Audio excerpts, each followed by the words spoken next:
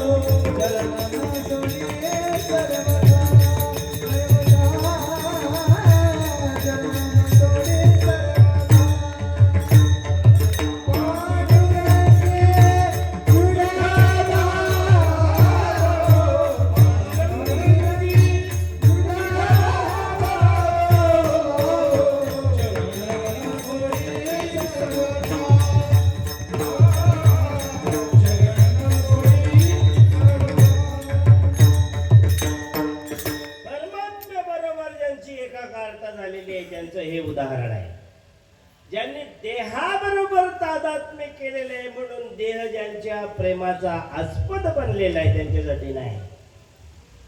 देह हा इतक्या किमतीचा विषय आहे, जावो अथवा ते चित्तवरील जरी आत्मया ते ज्ञानोबाराय म्हणतात.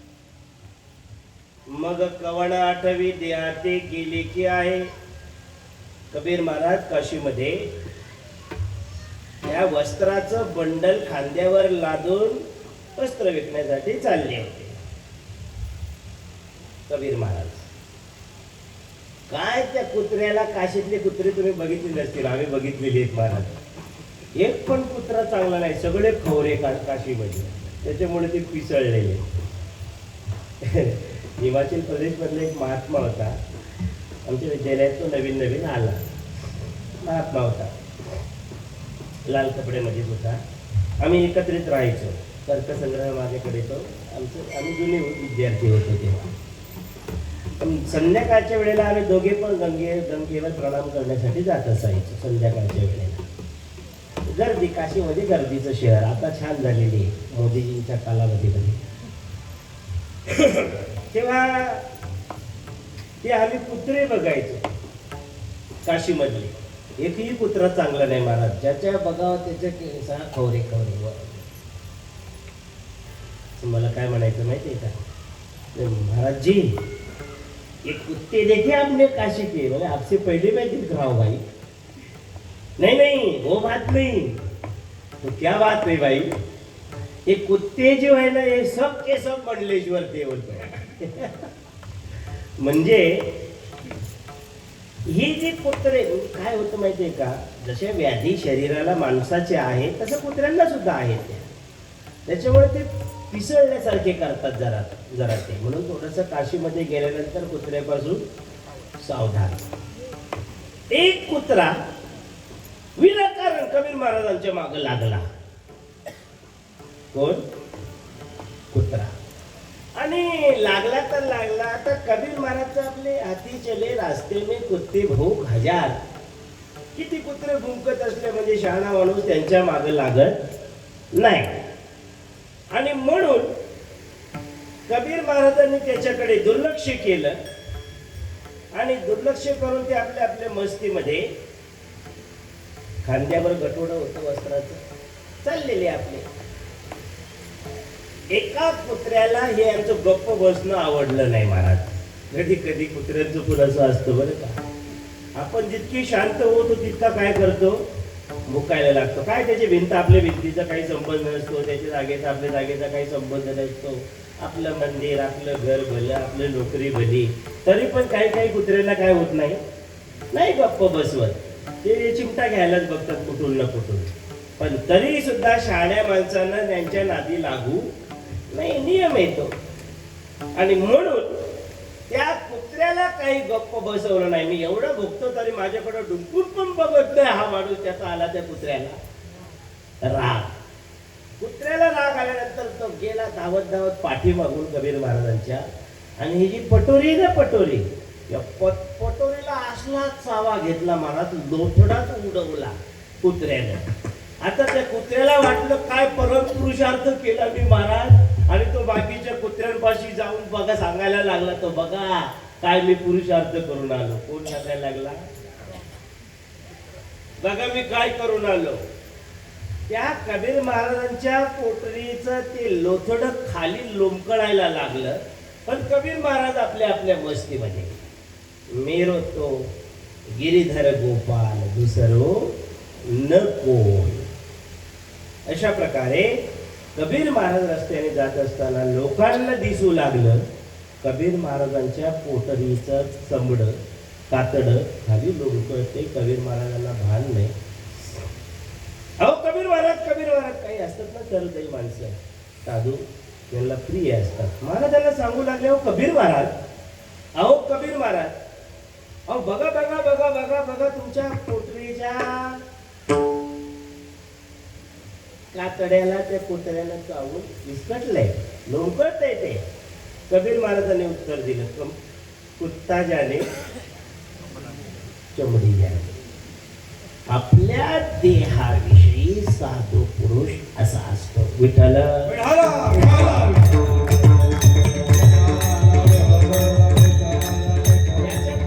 आपल्या समोर मला एक मुद्दा मांडायचा आहे.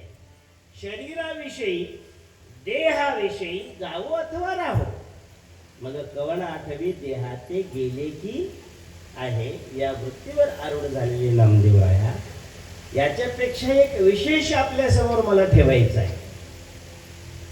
किती वेळ द्याल तुम्ही आता त्या वेळेमध्ये आपण ओळखू. बघा, ज्याच्या अंतःकरणामध्ये भक्ती उत्पन्न व्हावी असं ज्याला वाटत असेल, त्यानं अगोदर भक्तीचा पाया भक्कम करावा लागतो, तर भक्ती चित्तामध्ये उत्पन्न होते. चित्तामध्ये ईश्वराला विषय करणारी ईश्वर विषयीनी भक्ती चित्तामध्ये कधी उत्पन्न होते? देहाची उपासना करणाऱ्याच्या चित्तामध्ये भक्ती कधीच उत्पन्न होत नाही. म्हणून नामदेवराया बोलतात, देह जाओ अथवा राहो, त्याच्याशी मला संबंध नाही. पण ईश्वराला विषय करणारी भक्ती आपल्या चित्तामध्ये उत्पन्न व्हावी, त्या माणसानं तुकोबारायांनी आपल्याला सावध केलेलं आहे. त्याच्या ठिकाणी भक्तीला प्रतिष्ठित होण्यासाठी तो भक्तीचा जो पाया आहे तो पाया त्याला पहिले प्रथम भक्कम करावा लागतो. मग काय आहे भक्तीचा पाया? कशाला म्हणतात भक्तीचा पाया? भक्तीचा पाया षड्गुण ऐश्वर्य संपन्न आहे. भक्तीचा पाया षड्गुण ऐश्वर्य संपन्न आहे. जसा भगवान परमात्मा षड्गुण ऐश्वर्य संपन्न आहे म्हणजे ते 6 गुण त्याच्यामध्ये आहेत का? नाही, हे 6 भग आहेत, त्याच्यानं तो संपन्न आहे. पण त्याच्यापेक्षा कितीतरी गुण त्याच्यामध्ये आहेत. अनंत गुण त्याचे म्हणून ये अनंत म्हणती माझी या स्वामी. अनंत गुणाने भरलेला आहे परमात्मा. तशा भक्तीच्या पाया अनेक प्रकारचा आहे पण त्याच्यामध्ये प्रमुख अशी 6 गुण आहेत. ते 6 गुण ज्याच्या अंतःकरणामध्ये प्रतिष्ठित झाले भक्ती त्याच्या अंतःकरणामध्ये उगवते. कोणाच्याही अंतःकरणात नाही उगवायला जाते. कोणते 6 गुण आहेत ते तुकोबराय वर्णन करतात. निष्ठावंत भाव, त्याला भक्त बनायचंय त्याला सर्वप्रथम आपल्या इष्ट देवतेविषयी अंतःकरणात काय धारण करावे लागेल? निष्ठा. नितरां तिष्ठती ती निष्ठा.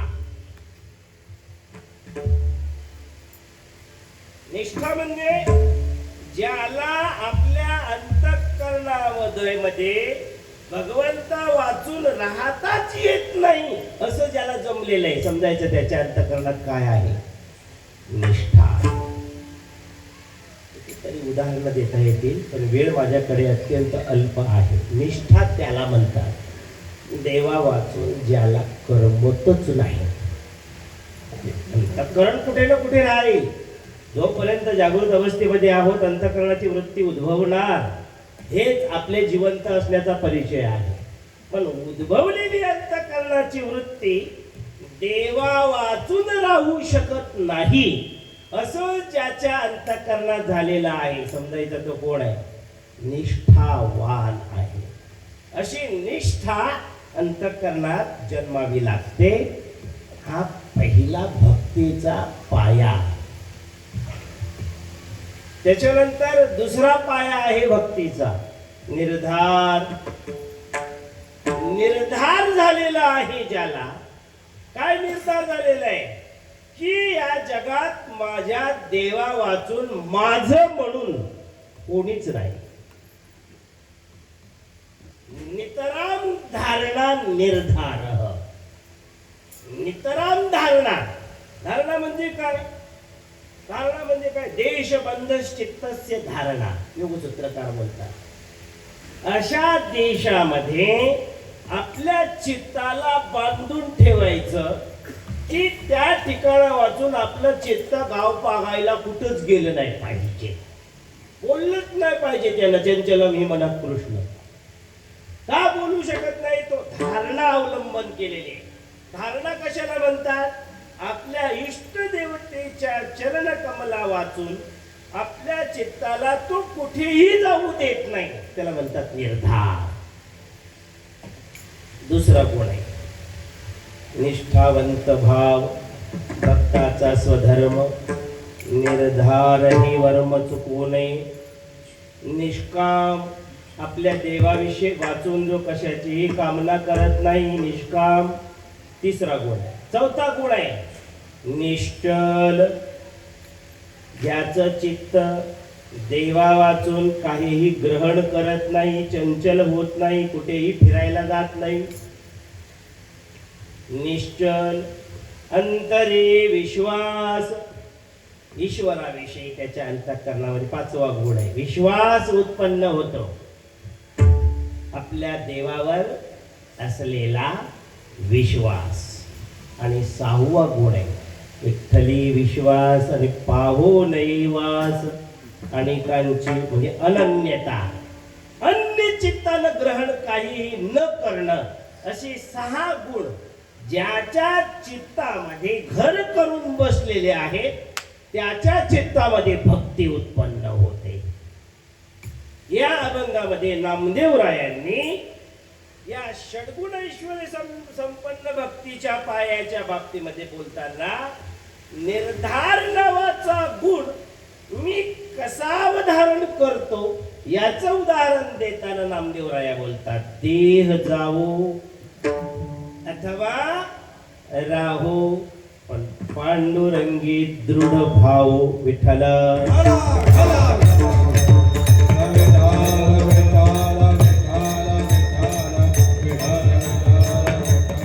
हा निर्धार अभिव्यक्त करत असताना नामदेवराया या अभंगामध्ये आपण एवढ्याच पदावर चिंतन करू. देह, आपल्याला मिळालेला हा जो देह आहे या देहाची मीमांसा मांडत असताना मगाशी मी बोललो, सर्वप्रथम आपल्या जन्माला आल्याबरोबर प्रेमाचा विषय कोण असतो? देह आपला.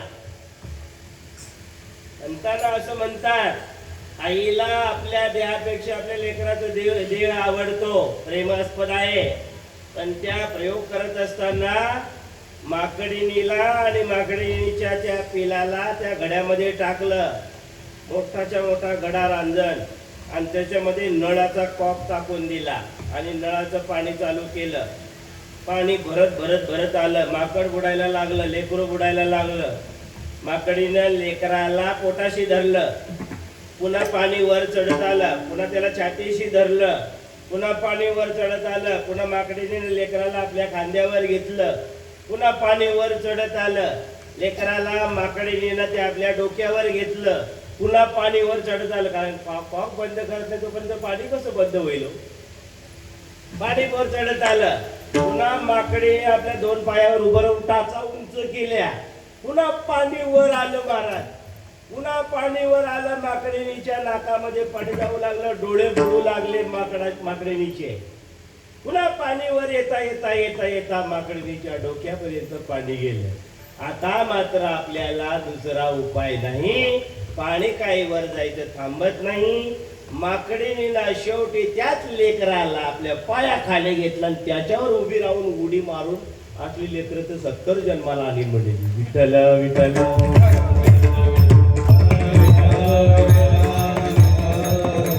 उदाहरणापर्यंत घ्या फक्त, याला काही जास्त चावीत बसू नका. फक्त उदाहरण म्हणून दिलं आपल्याला. आपल्याला सगळ्यात जास्त कोण प्रिय आहे? आपला देह. याज्ञवल्क्य मुनी उत्तर देताना बोलतात, आत्मनस्तु कामाय सर्वं प्रियं भवते. या आत्मनस्तु शब्दाचा अर्थच आहे आपला देह. आपल्या देहाच्या व्यतिरिक्त लाख कोणी आपल्याला बोलत असेल, मी तुझ्यावर जगातलं सगळं प्रेम ओवाळून टाकेल, सांगायचं हरामखोर आहेस तू, खोटं बोलतो. कोणीही कोणावर जगातलं सगळं प्रेम ओवाळून टाकू शकत नाही. फक्त भक्त देवावर ओवाळून टाकू शकतो किंवा देव भक्तावर ओवाळून टाकू शकतो. तिसरं उत्तर नाही महाराज. विठ्ठल.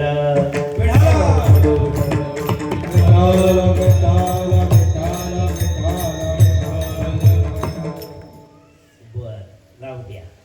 या देहाची थोडीशी आपण मीमांसा करू. सारं जग ज्या देहाला परमप्रेमास्पद मानतो त्या देहाविषयी आमचे नामदेवराया म्हणतात, देह जावो अथवा राहो. हे असं का? हा निर्धार जो नामदेवराया व्यक्त करतात, अहो कल्पना करा, एखाद्यानं मला गाडी द्यायला घेतली, महाराज तुम्हाला मला फॉर्च्युनर गाडी दान द्यायची. तरी सुद्धा घेताना मी जर मनाई केली, नको रे बाबा, ते तुमची तुम्हाला लग्लाभ होते, काहीतरी कारण असेल की नाही? नाहीतर फॉर्च्युनर गाडी फुकटच्या पाकट कोणी जर मला दान देत असेल, नाव तिचं मला पूर्ण अजून माहित नाही, फॉर्च्युनर म्हणजे शब्दाचा अर्थ माहिती नाही अजून, आणि तरी पण मी जर तिला नाकारत असेल तर काहीतरी कारण आहे की नाही त्याच्या पाठीमागे?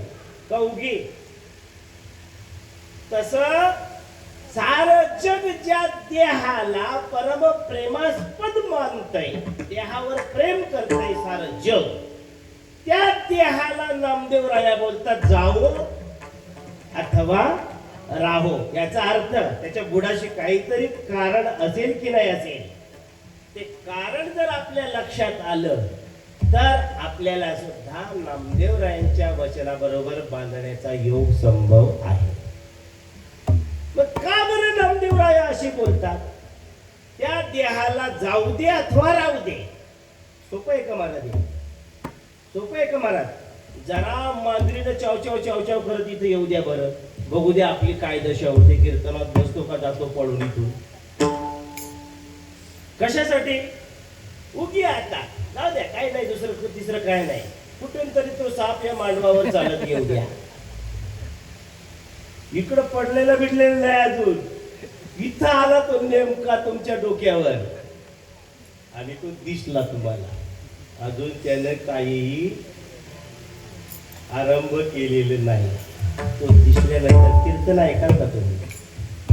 का बरं असं होतंय? हे आपल्यात आणि त्यांच्यात एवढी तफावत का?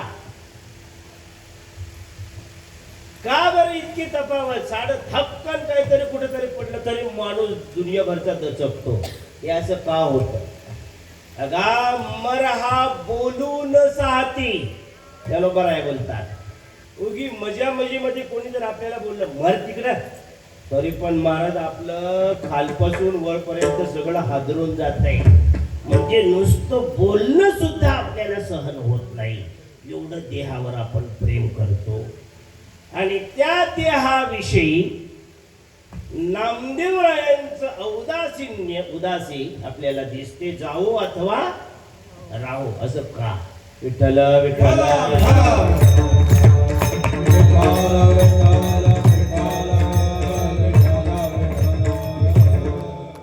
अजून देह आहे ना आपल्याला, अजून मिळालेला आहे ना. हा देह दिलाय कोणी आपल्याला?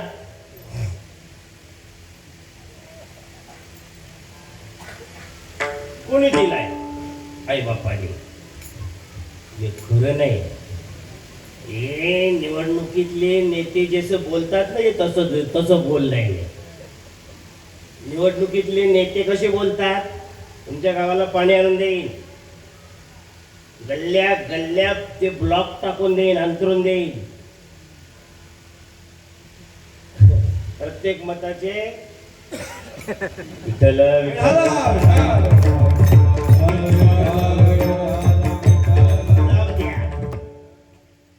देह आई वडिलांनी दिला, हे जसं खोटं आहे.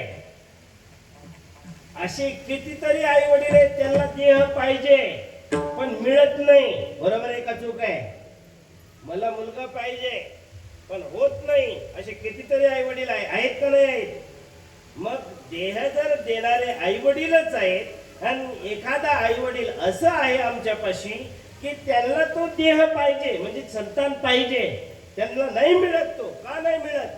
जर का प्रत्येक आई वडील देह देतातच तर मग त्यांना तो देह का मिळत नाही? म्हणून देहाचा निर्माता दाता आई वडील आहेत. हे असमंजस्य सारखं आहे, असामंजस्य. मग देह कोणी दिला आहे? म्हणतात प्रारब्धानं. देह कोणी दिलाय? म्हणतात प्रारब्धानं. प्रारब्ध कर्मामुळे देह मिळालाय. अरे बाबा, प्रारब्ध कर्मानं जर देह मिळाला असता तर कर्म जड आहे ना. कर्म जड आहे ना, कर्म चेतन आहे का?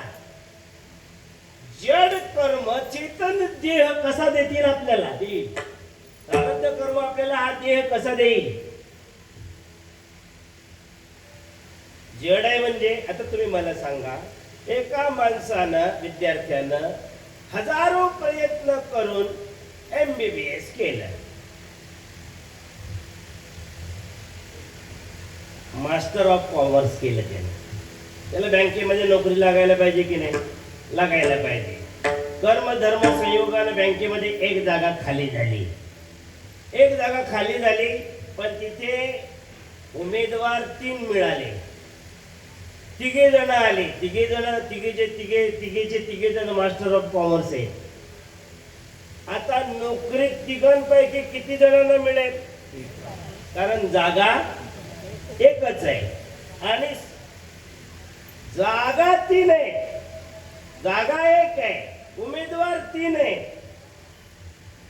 ती नोकरी मिळण्यासाठी जी पात्रता पाहिजे होती ती पात्रता तिघांकडे आहे.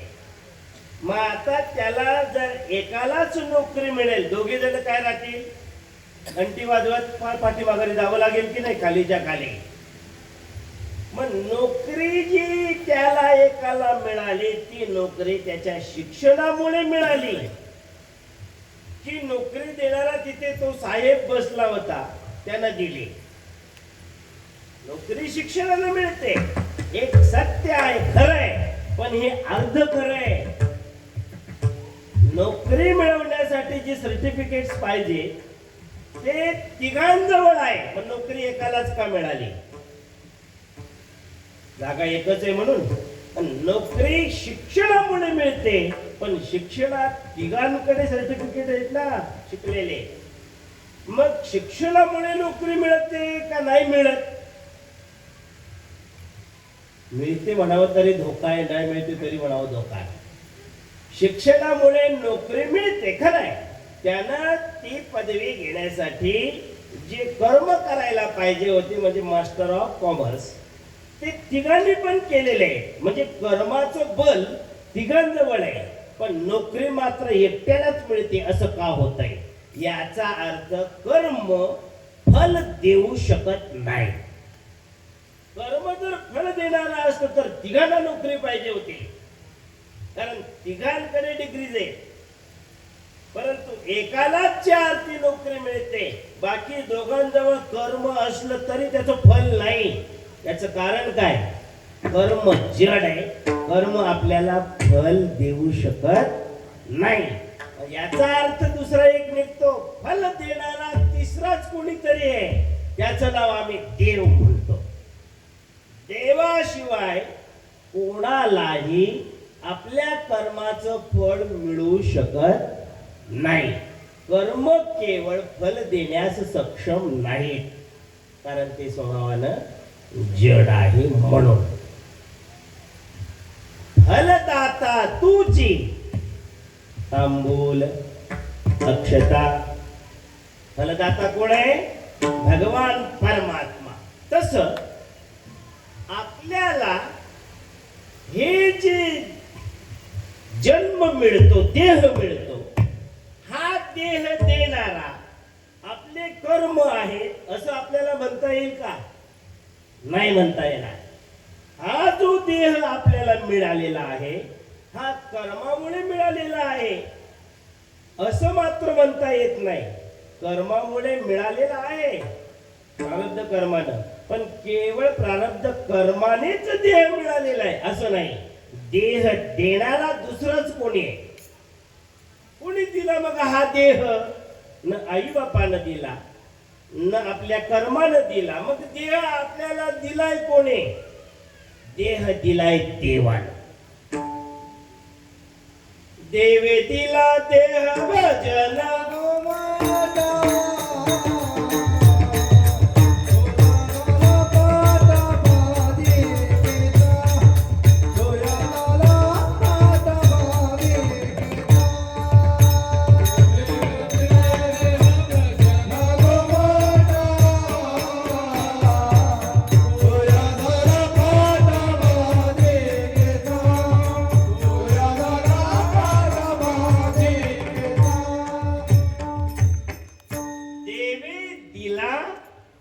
देह. दिली इंद्रिये हात पाय कान. ही इंद्रिये, हात, हे पाय, हे कान आपल्याला कोणीतरी दिलेली आहे. डोळे मुख बोलाया वचन, जेणे तू जोडसी नारायण. देवानं दिलेला हा देह आहे. देह आपल्याला कोणी दिलाय? देवानं दिलाय. देवानं. महाराज, आईच्या गर्भामध्ये जेव्हा आपल्याला 9 महिने पूर्ण होतात, आईच्या गर्भामध्ये 9 महिने पूर्ण झाल्यानंतर त्या आईला सवय असते मिरच्यांचा ठेसा खायची. त्या आईला सवय असते तरी पाहिजे म्हणते मला, तरी. दुनियाभरची खायची सवय त्या माऊलीला. आणि त्याचा सगळा परिणाम कशावर होतो? तिच्या गर्भावर होतो. जसा आहार करते आई तसा तसा परिणाम त्या गर्भाला सोसावा लागतो आणि तो उमटलेला परिणाम त्याच्यानं ते गर्भ महाराज इतकं त्रस्त होतं. तिथं काही एसी पण लावता येणार नाही आता आणि तिथं काय आपल्याला पाण्याचा नळ पण टाकता येणार नाही. तिथं काहीच नाही. नाकी तोंडी कुंडलिका वरदा कृमी. अशी अवस्था त्याची होती. अशी अवस्था होते. मला सांगा तिथे त्याला वाचवणारा कोण आहे? आई हिनं जर का मिरच्याचा ठेचा खाल्ला आता तो डायरेक्ट जातो का फिल्टर होऊन जातो? मिरच्याचा ठेचा, गर्भाची कातडी केवढी कोमल असते महाराज. बघा तुम्ही जन्माला आलेलं लेकरू त्याला केवढं कोमल असतं ते महाराज. त्याच्या तळपायातली कातडी आणि गालाची कातडी समान आहे त्याची. एवढी कोमल असलेली कातडी.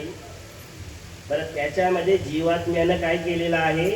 प्रवेश केलेला आहे. त्याच्यामुळे आईच्या सुखदुःखाचा डायरेक्ट परिणाम त्याच्या शरीरावर उमटायला जातो. आणि एवढ्या कोमल कातडीचं महाराज त्याला कसं सहन होईल ते? त्याला तिथली जी गरमी असते, गरमी, उखाडा. बटाटा कसा कुकरमध्ये टाकतो आपण? बटाटा कुकरमध्ये काय करायला टाकतो आपण? उबळायला. तशी अवस्था होती महाराज त्या गर्भाची. आणि त्या वेळेला त्याला झालेल्या ज्या वेदना असतात त्या अत्यंत असहनीय. चप्पल काढ बाळा पायातून. ही वेदना अत्यंत असहनीय वेदना असते. आता काय करणार तो? कुणाला सांगणार? त्याला जी होणारी वेदना आहे, दुःख आहे, सहनच होत नाही त्याला. मग अशा वेळेला त्याला सहकार्य कोण करेल?